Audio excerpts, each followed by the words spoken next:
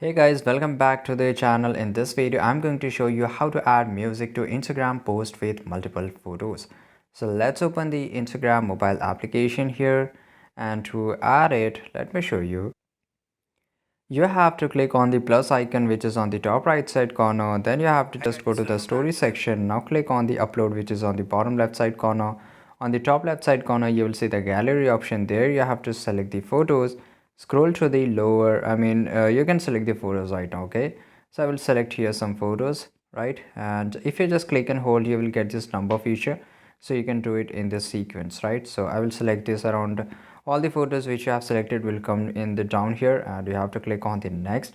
And here you will get this option that whether you want to upload the videos in a separate way or in a collage way. So I will just click on the layout, and here if you want to add a music, on the top right you will see the smiley icon. Go to there.